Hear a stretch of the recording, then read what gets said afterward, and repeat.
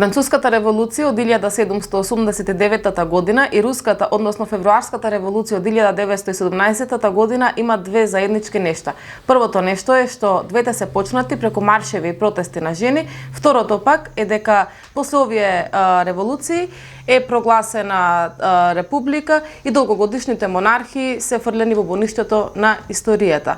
Иако според традиционалното гледиште местото на жената треба да биде дома покрај својот маж, сепак историјата е полна со примери каде што жените рамо до рамо војувале со мажите поради ослободување.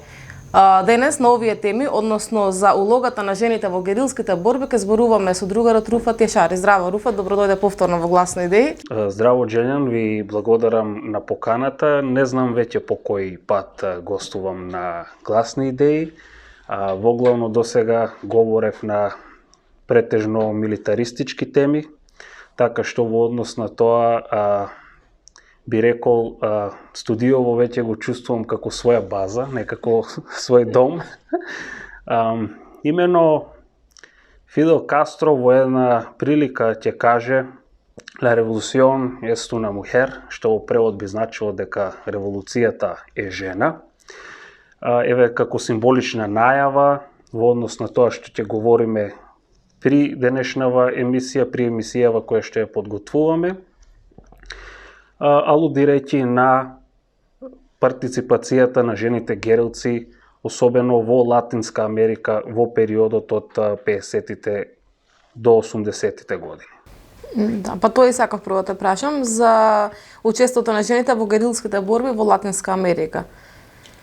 Што се однесува конкретно до партиципацијата на жените во вооружените судири, вооружените отпори низ Латинска Америка, тоа е една комплексна тема всушност, која опфаќа повеќе од 5 векови, всушност не започнува само од 50-тите или од доцните 40-ти, раните 50-ти години, има еден континуитет од речи си 500 години, но со оглед на тоа дека јас сум малку комплициран човек што се однесува до опфаќање на толков голем период и форматирајќи го во една емисија од овој формат како што говориме, не би можеле да опфатиме, така што ќе се фокусираме претежно на кубанската револуција, вооружениот отпор кој што бил организиран низ Никарагва и кој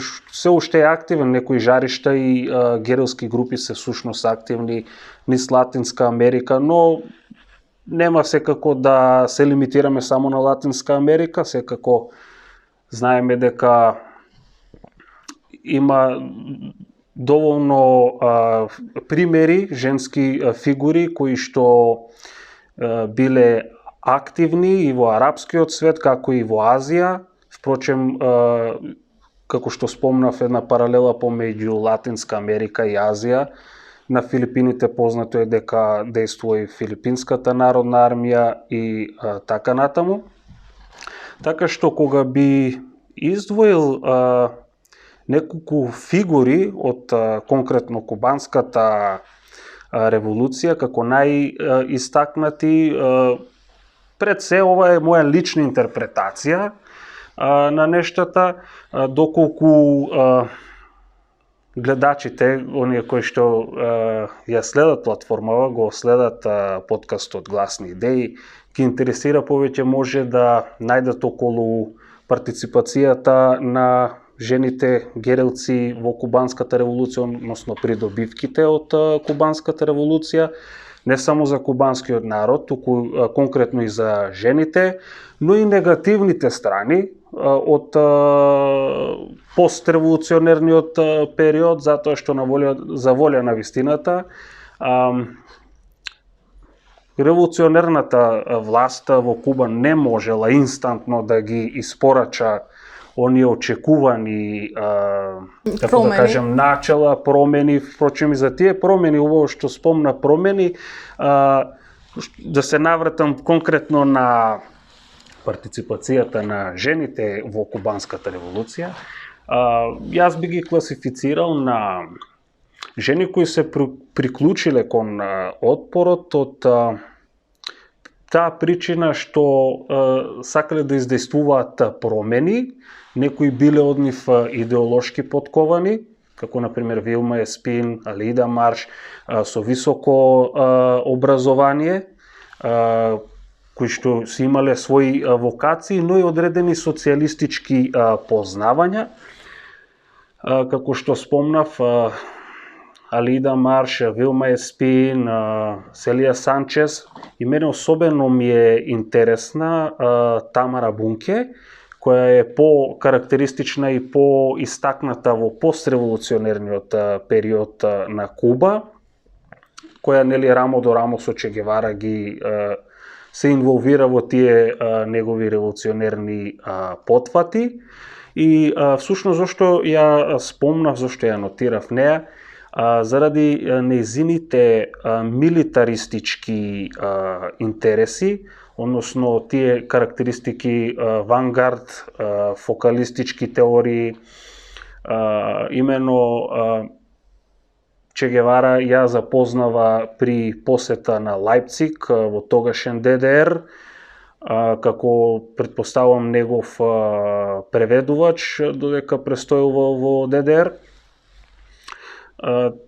Потоа таа мигрира на Куба и директно се вклучува во претежно, повторно ќе нагласам, некои така милитаристички форми на организации, како што се, например, Кубанската народна милиција и така натаму, со видливи милитаристички воени инсигни, додека ќе се навратам пак на Вилма Еспин и Алида Марш, тие претежно, ајде од денешна гледна точка, за да биде поразбирливо, што ми е поентата, имале феминистички предиспозиции. Бидејќи јасно е, познато е дека, впрочем, сите земји, целиот свет, па и денес не е некоја голема разлика, биле особено доминантни тие некои традиционални патриархални сваќања и биле всушност во пракса, народно кажано, пуштени на најако. Така што тие од таа причина се вклучуваат. Добро, колку било ефективно и ефикасно, да кажам, учеството на жените во герилските борби? На прашањето ќе се обидам да одговорам концизно, просто и да биде разбирливо, наведувајќи еден пример, ќе се обидам да си ги организирам мислите за да биде по-така, како да кажам, илустративно. Може би најефективното оружје со кое што располагале кубанските револуционери, кубанските герилци, било радиото.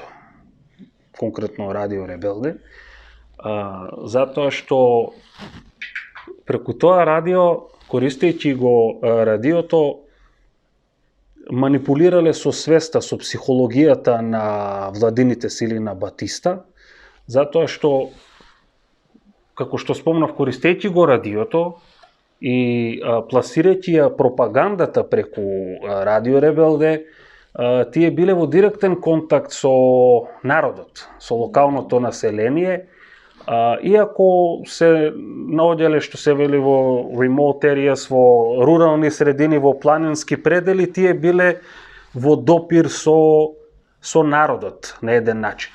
Која е улогата на жените? Всушност тие действувале како курири, пренесувале информација од точка А до точка Б,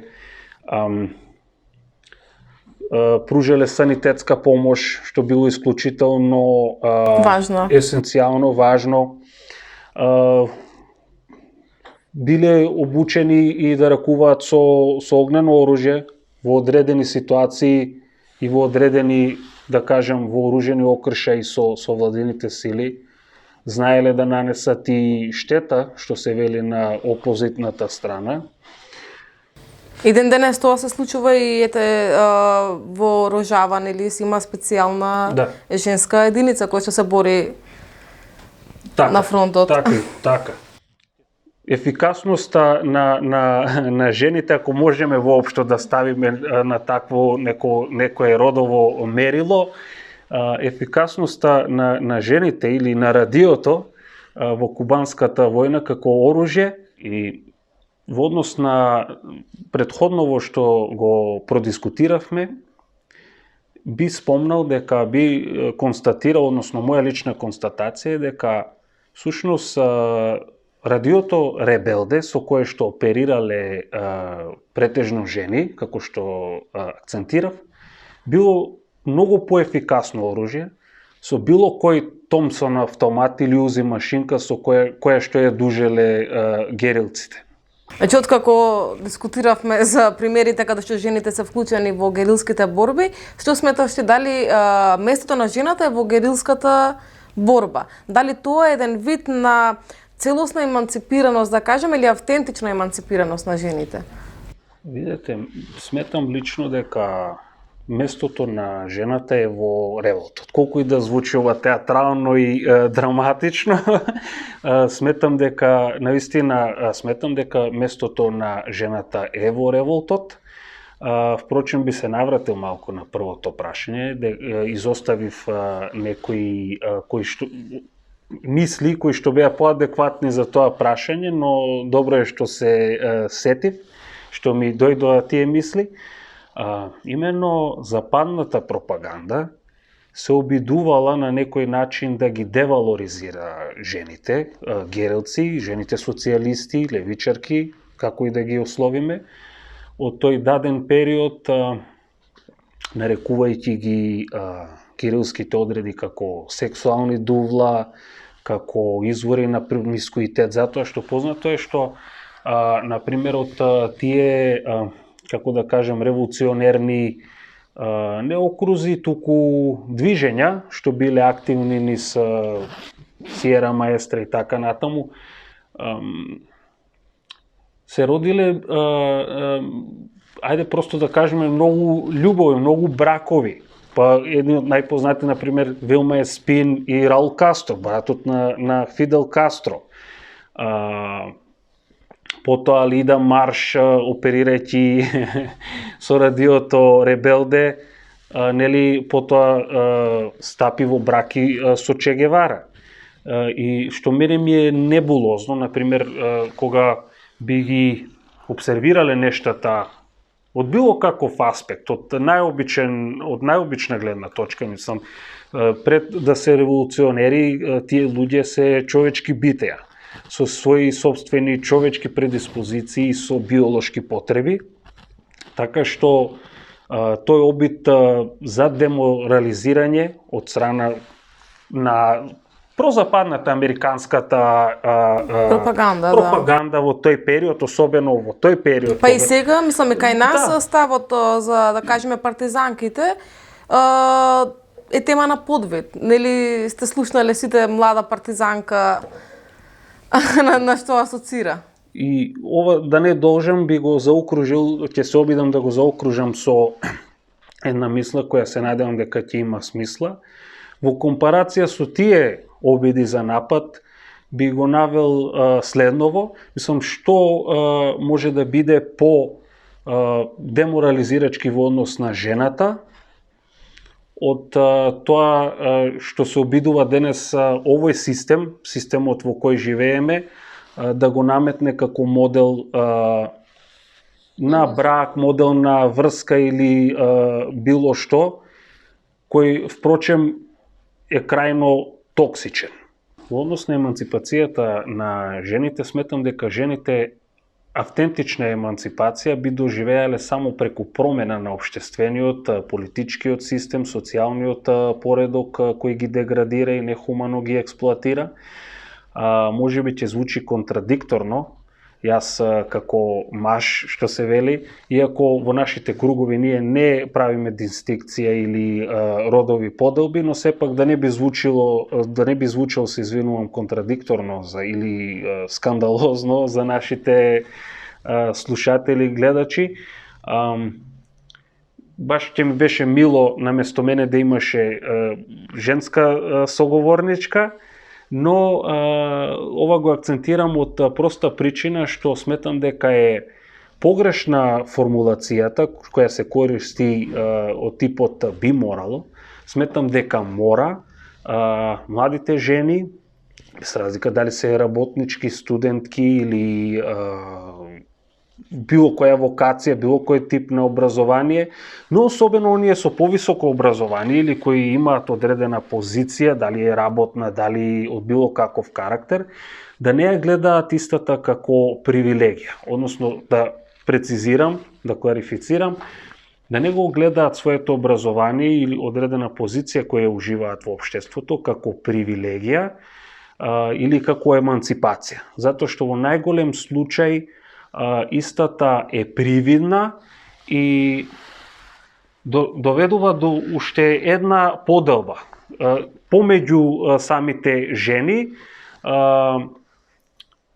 Не би сакал да кажем дека се вообразуваат и ги гледаат останатите жени како некое пониско ниво, но кога силите би биле здружени и кога одредени луѓе, во овој случај алудирам на женскиот род, не би ги истакнувале, не би ги акцентирале тие своји некои квалитети како нешто над од останатите жени, сметам дека прогресот би бил уште поголем во однос на еманципацијата и сметам дека од особено значење е жените во денешницава да престанат да го одржуваат во живот тој патриархалниот систем или рецидивите кои остана од истиот.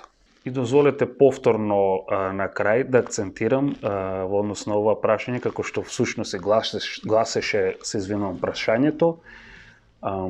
Местото на жената е во револуцијата, местото на жената е во револтот и тоа со предводнички тенденции. Ти благодарам, Руфат, за разговорот. Поканата. Почитувани гледачи, жената не може да се ослободи без класна борба, така што местото на жената е во самата класна борба. За повеќе емисии следете на YouTube каналот Гласни идеи.